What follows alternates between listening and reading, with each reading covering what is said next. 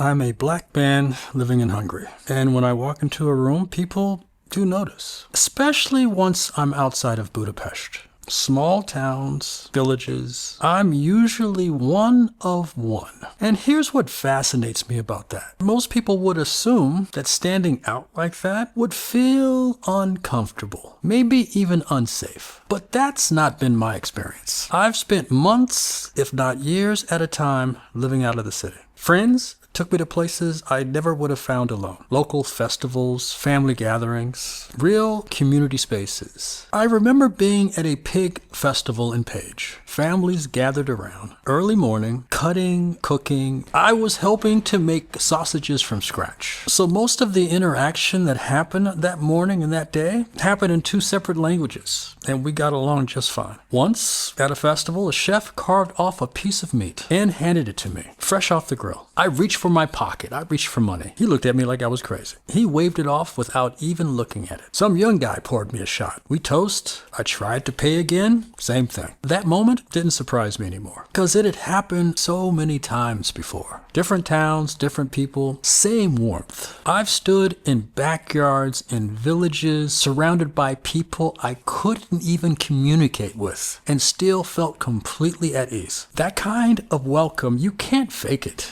You feel it or you don't. Now, I'm not telling you this place is perfect. I'm not looking at Hungary through some romanticized lens. I've had my moments here, but I've had similar moments back home in the US. What I'm telling you is what the experience actually has been. And when I weigh it honestly, the good has overwhelmingly outweighed the bad by a long shot. But here's where it gets deeper for me, because I don't walk into those spaces carelessly. I'm aware of something most people in those rooms don't even think about. In a lot of these spaces, I'm the first black person they've ever seen.